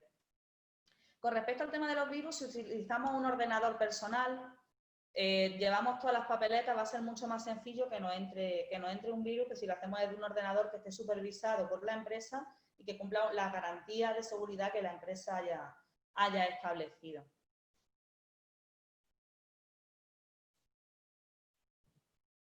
Vale. Con respecto al control de acceso a la información, pues hay varios puntos que tenemos que tener en cuenta. Uno es pues, tener cuidado con fuga de información. Volvemos al uso de los ordenadores personales para el teletrabajo. Cojo, trabajo, mi empresa no trabaja con un servidor ni está preparada para teletrabajar, y ahora yo por organización mía, porque yo quiero, me hago una carpeta en el escritorio del ordenador. Y luego mi hijo se pone a hacer los deberes y manda por correo electrónico información de esa carpeta. Entonces, cuidado con las fugas de información. Por supuesto, tener un control de acceso a toda la información y siempre que se pueda, pues, poder tener una trazabilidad de por dónde van los datos y cómo van funcionando. Como he estado comentando antes con el tema del email marketing, la mayor parte de los errores en protección de datos son causados por errores humanos. Es decir, la principal amenaza para los datos personales en la empresa, pues principalmente son las propias personas. No tiene por qué ser de forma maliciosa, sino que puede ser por errores humanos. Pues bien puede ser pues, por utilizar datos personales sin tener consentimiento, por robar datos, o bien por un accidente o un imprevisto. Como pues, imaginar, por ejemplo, que yo pertenezco al departamento de recursos humanos y le voy a mandar a un compañero de mi departamento una nómina de un trabajador y me equivoco y la mando a, no sé, se la mando a otro compañero de contabilidad, por ejemplo, de otra área que no tenga nada que ver con recursos humanos y no tenga por qué tener acceso a esa información, ¿vale? Ahí también estoy vulnerando lo que es la privacidad del trabajador en sí de esa nómina. Lo principal en la empresa, pues, analizar bien con ese análisis de riesgos, pues estuve comentando al principio, pues cuáles son las principales amenazas que puede tener nuestra empresa con respecto al tratamiento de datos de carácter personales. Cuáles son nuestras amenazas y cuáles van a ser nuestras salvaguardas. Es decir, tengo que tener bien previsto qué me puede pasar, cómo puedo minimizar esos riesgos y en caso de que esos riesgos ocurran, cómo los voy a solucionar, cómo voy a hacerlo para minimizarlo al máximo posible.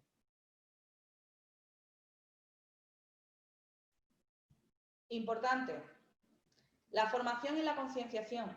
Si el empresario adapta correctamente la empresa a la normativa y lo hace todo correctamente, pero luego no informa y forma a sus trabajadores sobre cómo tienen que hacer las cosas dentro de su puesto de trabajo con respecto a la protección de datos, realmente estamos haciendo un poco el tonto, porque si el trabajador que al final es el que está tratando los datos dentro de la empresa no sabe cómo tiene que tratarlo, pues es un poco absurdo. Eso y no cumplir con la normativa es exactamente igual. Si tenéis un delegado de protección de datos dentro de vuestra empresa, pues el delegado es la persona adecuada para formar a este trabajador, y si no tenéis un delegado, pues contar con una empresa que ofrezca garantías para poder dar esa formación a los trabajadores. La formación siempre es conveniente darla con respecto a las medidas de seguridad, a esos riesgos y esas amenazas y salvaguardas que os han salido en vuestro análisis de riesgos. Ahí es donde deberéis enfocar lo que es la formación hacia el trabajador. Vale, por resumir un poco con los aspectos técnicos, para no irme mucho de tiempo. Lo principal cuando teletrabajamos, pues conocer el canal de comunicación ante incidencias, es decir, si yo como trabajador meto la pata con protección de datos o descubro que me han metido un virus, me han hecho un ransomware, me he equivocado y he mandado un correo electrónico a la persona no correcta, he hecho un mailing sin copia oculta, etcétera, etcétera. Tengo que saber cuál es el canal hacia mi empresa para comunicar esta incidencia, ¿vale? Y registrarla correctamente.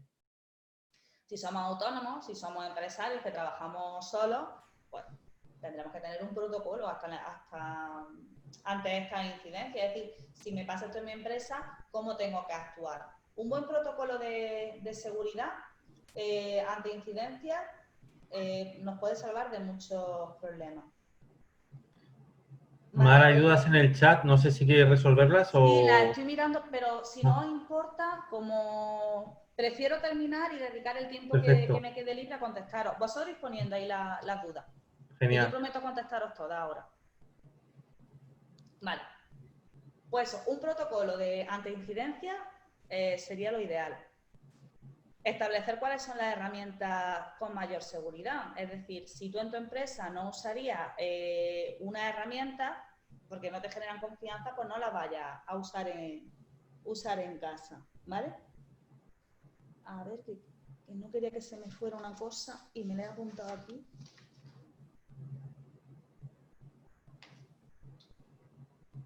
Vale, importante. No usamos ninguna herramienta si no tenemos la autorización por parte de nuestra organización. Es decir, si a mí por escrito no me da la organización el ok para poder usar una herramienta, no la uso, ¿vale? Protección de contraseña.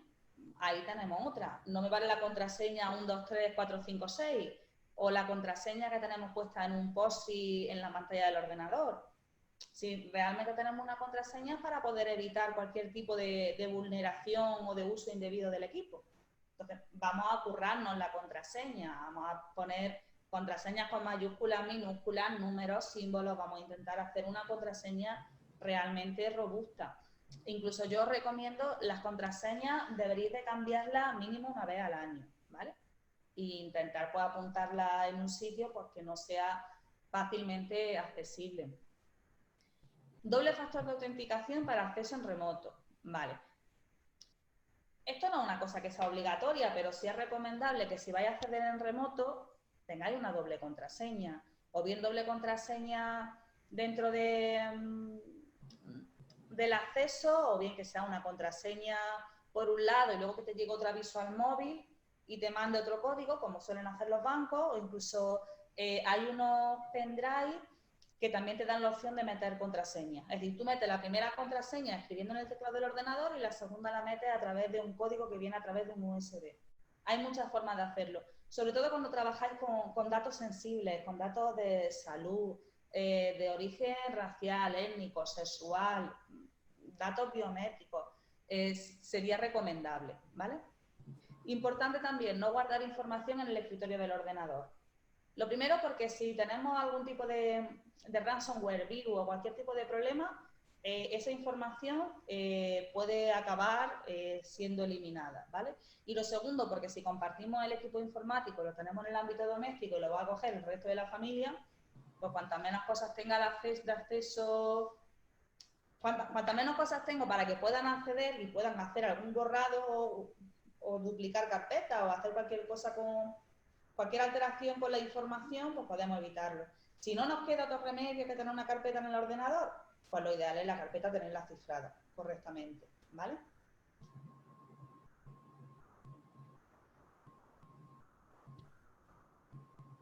Vale.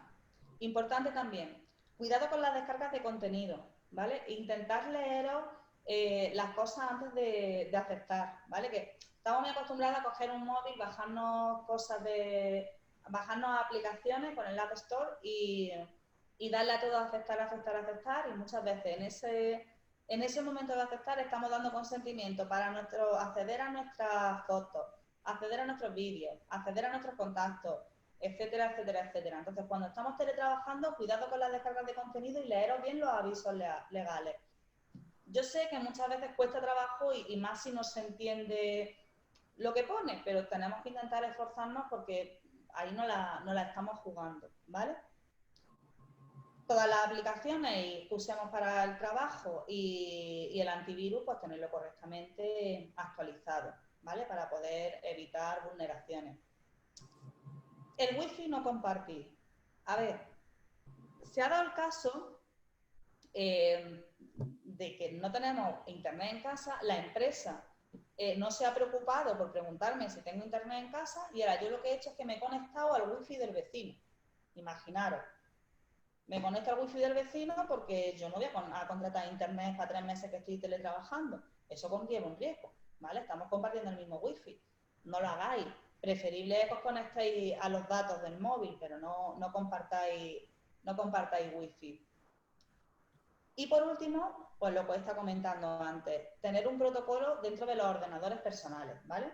Si la empresa decide que el trabajador teletrabaje con un ordenador del ámbito doméstico, protocolarizar todo el uso del ordenador. Vale. Una cosa muy importante, y con esto ya termino y resuelvo todas las dudas, es que todo esto es importante hacerlo para evitar sanciones, pero además tiene muchísimas ventajas, como por ejemplo, pues mejora lo que son los procesos dentro de vuestra empresa. Si vosotros a la hora de teletrabajar, de hacer marketing digital o comercio online, lo tenéis todo perfectamente establecido desde el punto de vista de la protección de datos, pues va a mejorar muchísimo mejor lo que son los procesos dentro de vuestra empresa. Luego, una cosa muy importante, el reglamento nos habla de la privacidad por diseño, o sea, por defecto y desde el diseño. Es decir, desde antes de nosotros empezar a hacer un tratamiento de datos de carácter personal, tenemos que tener en cuenta esa protección de datos. Gana en credibilidad. Si yo entro a una página web donde veo que mis datos van a ser correctamente tratados y que la empresa valora correctamente mi privacidad, pues gana en credibilidad y, por supuesto, gana en confianza de cara a terceros. Puede ser incluso un elemento diferenciador con respecto a la competencia. La simple tontería de muchas veces recoger un consentimiento de forma correcta puede diferenciarnos muchísimo. Porque ahí me da mucha rabia. A ver, yo soy una apasionada del mundo de la privacidad y llevo pues, desde que tenía 20 y pocos años dedicándome a esto. Y a mí me da mucha rabia cuando vas al dentista y te dice, toma, fírmame esto. ¿Esto qué es? Esto es lo de la protección de datos. No, explícame qué es lo que es. Explícamelo correctamente, porque no es lo de la protección de datos. Es que yo aquí te estoy dando datos míos, de carácter personal. Explícame correctamente. Párate un minuto y me cuentas las cosas correctamente. O en ese formulario déjamelo claro. Que no sea la típica letra pequeñita que me dice la persona de recepción, firma aquí. No, vamos a generar conciencia de protección de datos. Vamos a saber qué es lo que estamos firmando y vamos a darle valor a los datos de carácter personal, porque, leche, son nuestros datos y los datos ahora mismo es el petróleo del siglo XXI y estamos dando datos todos los días sin ningún tipo de sentido muchas veces. Entonces, vamos a hacer las cosas bien, vamos a generar confianza con nuestros clientes, que ahora mismo además la confianza con el tema del COVID es súper importante. Vamos a ganar credibilidad, vamos a mejorar los procesos dentro de nuestro negocio y, por supuesto, vamos a evitar posibles sanciones. Y ya, si os atiendo, con esto termino. Os dejo aquí mi correo electrónico, mi teléfono para cualquier consulta que queráis hacer y ya si me paso al chat para intentar resolveros todas las dudas. Que creo que voy bien de tiempo porque Martín no me ha dicho nada. Sí. En principio sí. Ahora, lo que sí que hay unas dudas en el chat, no sé si las puedes ver todas bien. A ver, es que No no te sé las por voy cuál me queda. diciendo. A ver, Aquí. En cuanto al email marketing, el correo electrónico por sí solo se considera dato de carácter personal si no tenemos otro dato identificativo. El correo electrónico sí se considera un dato de carácter personal, ¿vale? Siempre y cuando sea un correo electrónico personal y no sea como el mío, por ejemplo, que es dirección @ y el dominio de una empresa, ¿vale? Si fuera pepefernandezperez@gmail.com, ya sí sería un dato de carácter personal. ¿Me entendéis? Sí. Vale, que como no veo las caras me cuesta. ¿Es obligatorio tener delegado de protección de datos? El 99% de las empresas no necesita un delegado de protección de datos, que no os engañe. ¿Vale? Un delegado de protección de datos, ¿cuándo es necesario? Pues, por ejemplo, si soy un colegio profesional, si soy un centro de educación reglada, ya sea escuela infantil, primaria, secundaria, bachillerato, universidad o centro de idiomas. Si soy distribuidor de gasoil, etcétera, etcétera. Si trato datos sensibles a gran escala, pero si soy un autónomo que no trato datos sensibles, no trato datos a gran escala y soy una empresa más o menos normal, por regla general no suele necesitar un delegado de protección de datos. No te digo que no al 100%, porque lo que te estoy diciendo, no al 99%, pero la mayoría de los casos no se necesita. Si es verdad que ahora se está vendiendo mucho hacer cursos de delegado de protección de datos para cumplir con la normativa, y hacer un curso de delegado de protección de datos no significa que cumplas con la normativa, ¿eh? Eso también quiero hacer hincapié. Y si no es necesario, es tontería que os gastéis el dinero, porque un delegado de protección de datos, si contratáis a un delegado que realmente haga bien su trabajo, eso tiene un coste elevado, ¿vale? Eso de los delegados de protección de datos, por 50 euros al mes, no os fiéis. Vale. Advertir verbalmente del uso de los datos, ¿es legal? La carga de prueba. Manuel, siempre acordaros de la carga de prueba. Si lo hacemos verbalmente, que quede grabado. Porque luego a ver cómo demostramos que eso es verdad, ¿vale? Tú imagínate que te dicen verbalmente que sí y luego la persona te denuncia por haberle enviado información comercial sin consentimiento. Si no hay carga de prueba, eso es muy difícil de poder rebatirlo. Vamos a ver. ¿Nos tienen que informar en el supuesto de que las sesiones de teletrabajo sean grabadas por la empresa? Sí. Rotundamente sí. Tienen que avisaros. ¿Como trabajador nos podemos oponer a ser grabados? Depende, Mario, depende. En protección de datos hay muchas cosas que depende, porque habrá que ponderar la finalidad. ¿vale? Ver la finalidad por la que te quieren grabar. Luego, si quieres, por privado me manda un correo, me cuenta el caso concreto y te lo digo, ¿vale? Buenas tardes, Mar. Dime. Bien. ¿Cómo? ¿Me No, escucháis? ¿Me oyes? Sí, ahora sí. ahora parece que sí. ¿Que me habéis perdido o me habéis escuchado? No, te estoy escuchando, perdóname. Ah, Oye, vale, la vale. muy buena.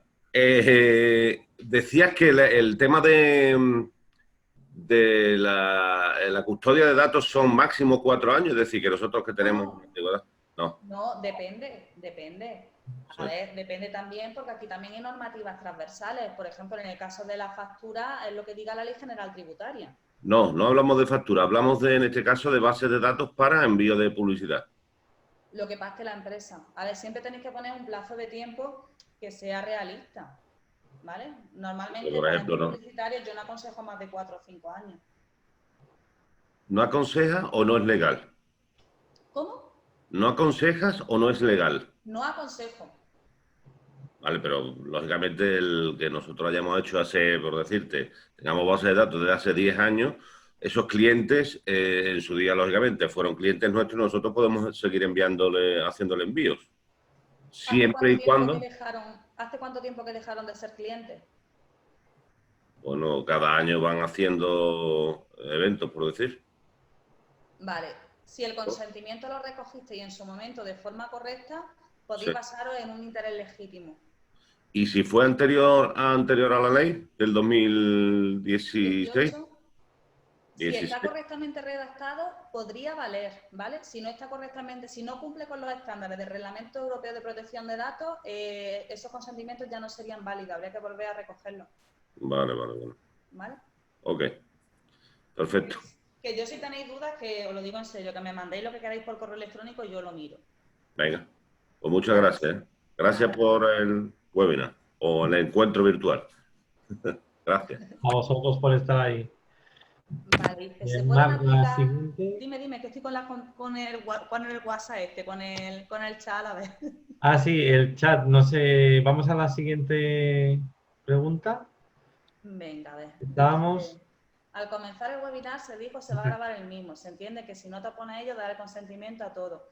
A ver, Martín os ha avisado de que se iba a grabar y también os ha informado de que si no queríais salir, simplemente era quitar la foto y, o sea, parar el vídeo, ¿vale?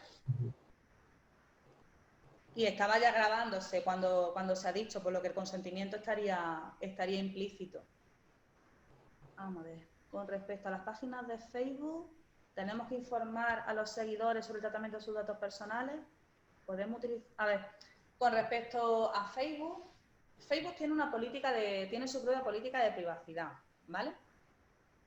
No tenéis que informar a los seguidores sobre el tratamiento de sus datos personales, porque realmente vuestros seguidores le han dado a like a vuestra página.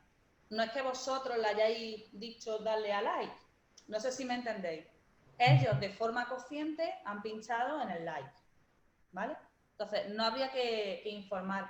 Ahora bien, Facebook ya deja meter la política de privacidad de vuestra propia empresa. Entonces, lo ideal sería que si tenéis una página de Facebook de empresa, pues que añadáis vuestra propia política de privacidad. A ver, ¿podemos utilizar para adaptar una normativa de protección de datos la herramienta facilita de la Agencia de Protección de Datos? Mario, depende, porque mira, si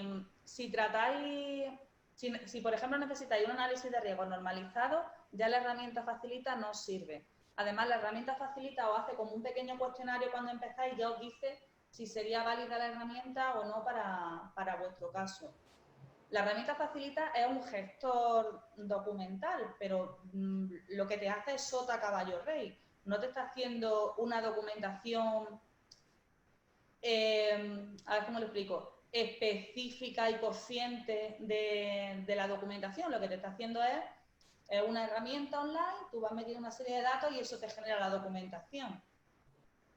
Pero ahí tú tienes que decidir tú solo el plazo de conservación, legitimidad, etcétera, etcétera. La legitimidad del tratamiento, de los diferentes tratamientos, es un punto súper importante que hay que dar dentro del principio de transparencia y en eso facilita, no te puede ayudar. A ver, tengo prácticamente la documentación y servicios que usan empresas en la nube. Por datos son las repetidas plataformas, así como los servidores. No. A ver, la responsabilidad siempre es vuestra. Vosotros podéis tener datos en la nube, CRM, gestor de tareas, Google Drive. Antes de empezar a trabajar con esas herramientas, vosotros tenéis que aseguraros de que las empresas que están detrás cumplen correctamente con la normativa y van a hacer un buen uso de los datos. El responsable, igual que el ejemplo que os he puesto antes de el responsable de la web no es el diseñador informático, pues exactamente igual. Aquí el responsable sois vosotros y tiene que haber un contrato entre ambas partes, un contrato de encargo de tratamiento que regule todos esos términos, ¿vale? Esto no es me pongo a trabajar en la nube y trabajo en cualquier nube. Vamos a ver bien dónde está, por ejemplo, el servidor de esa nube, si está dentro de la Unión Europea o si está fuera, porque si está fuera de la Unión Europea está haciendo una transferencia internacional de datos, ¿vale? Todas esas cosas hay que valorarlas. Pero la responsabilidad siempre es de la empresa, del empresario. ¿Qué datos tiene que contener el aviso legal? El aviso legal pues tiene que tener pues todos los datos de toda la información con respecto a la empresa, pues quién es el responsable, todos los datos de contacto, etcétera, etcétera. El aviso legal suele ser uno de los textos más complejos que hay dentro de una página web. Delegado no, pero responsable de datos sí. Manuel, antes había la figura de... ¿cómo se llamaba? El responsable de seguridad. Con la LOPD 15/1999 era responsable de seguridad. Lo que es Reglamento General de Protección de Datos no te habla ya de responsable de seguridad, ¿vale? Entonces, el responsable es el empresario, ¿vale? Es el que tiene que velar porque realmente se vaya cumpliendo la normativa y esté todo correcto. ¿Qué se considera tratamiento de datos a gran escala? Muy buena pregunta, Mario. Vamos a ver. Ni la Agencia Española de Protección de Datos han sabido responder a eso, ni la catalana, ni la vasca, ni el Comité Europeo de Protección de Datos, ni nadie. Lo han dejado un poco a la interpretación de cada uno, ¿vale? A ver, tratamiento de datos a gran escala, yo considero, por ejemplo, que sería el caso de un centro comercial donde entra muchísima gente y hay unas cámaras de videovigilancia. Se está haciendo una grabación de imagen a gran escala, en ese caso, para que tú más o menos te hagas una idea. Pero sí es verdad que ahí a los expertos en protección de datos nos han dejado un poco una laguna y tenemos que ir ponderando un poco. En ese depende que os he dicho antes, que en protección de datos muchas veces depende, pues aquí también tenemos ese problema. ¿En qué consiste el registro de actividades? Vale, ¿hay que escribir ficheros? No. Los ficheros se podían escribir en la agencia a través de, para los que no lo sepáis, se podían escribir a través de un apartado que había dentro de la página web y ya a primeros de mayo del 2018, es decir, incluso antes de la aplicación directa del reglamento, dejó de ser, vamos, que desapareció, que ya ni siquiera te dejaban hacer la inscripción. El registro de actividades no es igual al fichero, pero es similar. Lo que pasa es que da muchísima más información que lo que eran los ficheros. Porque aquí, pues lo que os he dicho, pues hay que poner también por plazo de conservación de los datos, legitimidad, comunicación de datos, etcétera, etcétera. El registro de actividades es más complejo que lo que era el fichero. A ver, en caso de sociedad, el responsable es la SL. ¿La forma jurídica como sociedad o debe ser una persona física con nombre y apellido? La SL. En caso de sociedad, el responsable siempre es la sociedad. Sabéis que los administradores, ya no por protección de datos, sino, esto si hay algún abogado en la sala lo sabrá mejor que yo. El administrador de la sociedad siempre tiene también responsabilidad, ¿vale?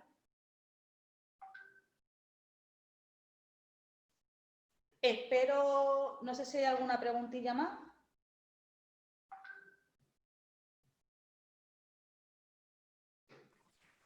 ¿Algo más que tengáis? Por el chat no hay ninguna más. No sé si alguien quiere intervenir. ¿Puede abrir su micrófono libremente? Cada uno tiene... Sí. Mar, buenas tardes. Soy Manuel Mora. Mira, en mi empresa, trabajo en una gran empresa. Por el tema del confinamiento y demás que hemos tenido, hemos empezado con el teletrabajo de una forma un poco alocada y tal, pero bueno, al final se ha desarrollado muy bien. Yo pertenezco al área de tecnología y, bueno, he estado dando soporte a los técnicos, perdón, a los usuarios que han comenzado con el tema este de teletrabajo, pero al oírte esta tarde, has hablado de los aspectos legales. En ningún caso se nos ha dado o se les ha solicitado también a los teletrabajantes, se les ha expedido o enseñado ningún tipo de relación contractual de los aspectos legales y demás. Parece que esto, el teletrabajo que hemos comenzado ahora nosotros, se va a quedar. Ya nos han pasado algún tipo de encuesta del tiempo que podríamos dedicarle, cuánto nos gustaría, etcétera. Entonces, podríamos exigirle a la empresa de alguna manera ese acuerdo legal o esos aspectos legales de número de horas, etcétera, y demás. ¿O sería conveniente? No sé si me explico. Sí, te entiendo. A ver, yo te puedo asesorar con respecto a protección de datos. No sé si vosotros tenéis en la empresa un sindicato, no sé el volumen que tenéis en la empresa.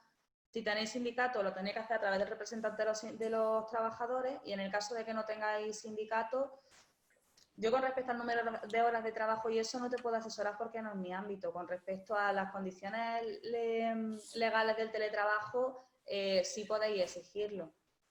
Sí, el tema es, por ejemplo, eso. Yo estoy tomando nota de todo lo que has dicho aquí, que me parece una cosa bastante interesante, pero ¿hay algún tipo de normativa o algo al que acogerse o en el que basarse para poder redactar ese documento para los teletrabajantes? Con respecto a con respecto a protección de datos, la ley de protección de datos, pero luego tenéis también, con respecto al resto del ámbito legal, tenéis el Estatuto de los Trabajadores. ¿Vale? Eso, un experto laboral, yo te puedo contar lo que es la parte técnica y legal con respecto a protección de datos, pero con respecto a la otra parte, lo ideal es eso, si tenéis un representante dentro de la empresa, que sea el propio representante que lo reivindique, y con respecto a las condiciones legales del teletrabajo, pues no estaría de más que se lo pidierais a la persona responsable dentro de la empresa. Muy bien, muchas gracias. Os pongo por ir terminando mi teléfono aquí. Que yo lo que necesitéis, de verdad que estoy a vuestra disposición. Cualquier consulta, si queréis mirar a ver si vuestras páginas web cumplen o no cumplen con la normativa, o cualquier cosa que os surja, que sin ningún tipo de compromiso que os pongáis en contacto conmigo, ¿vale? Para lo que necesitéis. A ver, ha entrado otra pregunta en el chat. A ver si me deja abrirlo. No, Mara, era José Antonio dando las gracias. No, vale. no era una consulta. Bueno, espero que os haya resultado interesante. Es un tema que, la verdad, podíamos habernos metido un poco más en materia, pero teníamos solamente 2 horas y prefería que os quedarais con ideas un poco de todo que centrarme solamente en un tema.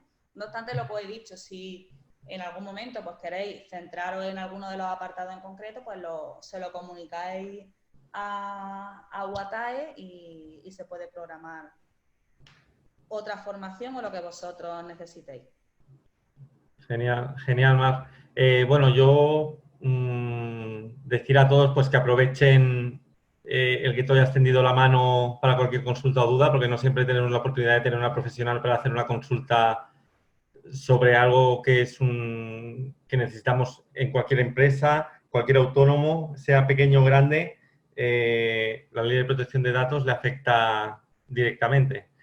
Entonces yo pues animaría a todos pues a aprovechar, ¿no? esa tendida de mano y consultarte cualquier duda, consulta a través de mail o que se pongan en contacto con nosotros lo remitimos como crean conveniente. No sé, daros a todos las gracias por estar, por haber asistido, por participar. Ignacio, no sé si quieres comentar algo o... Nada, yo insistir de nuevo en daros a todos las gracias, sobre todo por haber sido tan activos en participar. Eso ha hecho más dinámico la tarde. Y por supuesto a Mar por habernos alumbrado en algo para mí tan complejo, que tiene tantos vericuetos como en la protección de datos. A mí la verdad que cada pregunta me ha llevado a otra, entonces Sí. la verdad que esto es un hilo del que se tira y siempre hay una derivada. Yo estaba trabajando en mi casa tan tranquilo y resulta que detrás de esto hay todo un entramado legal que, bueno, que todos tenemos que cumplir, con lo cual muy interesante, Mar, muchísimas gracias. Y bueno, dar las gracias por supuesto a la iniciativa a UATAE, que si no, no hubiéramos tenido esta tarde tan interesante. Muchísimas gracias. Y Martín, a ti también por toda tu colaboración, ¿eh? Gracias, muchas gracias. De nada, yo encantado porque he aprendido muchísimo esta tarde. Han sido 2 horas que se han hecho cortitas, la verdad, muy cortitas. Vale. Genial, pues nada, Mar, todos sabemos tu correo, si queréis contactarla directamente, si no, pues os ponéis en contacto con UATAE y nosotros encantados os decimos la forma de contactar con Mar, cualquier duda, consulta, encantados de ayudaros. Martín, simplemente porque creo que puede ser interesante para todos decirles que tanto UATAE como ProDetour, cuando tengamos la grabación de esta sesión, se la remitiremos a todos los asistentes para que puedan repasar todas esas cosas que se nos han quedado en la materia gris dándonos vueltas y que seguro que acabamos requiriendo los servicios de Mar. Seguro. Genial, pues sí, en cuanto esté la grabación, en cuanto esté el montaje hecho, pues lo compartiremos para que todo el mundo tenga acceso y pueda aprender, igual como hemos aprendido nosotros esta tarde. Muy bien, pues muchísimas gracias, Mar. Muchas gracias a vosotros y a todos por haber aguantado como unos campeones 2 horas de protección de datos. Muy bien, pues buenas tardes y muchas gracias. A vosotros muchas gracias. Gracias. Hasta luego.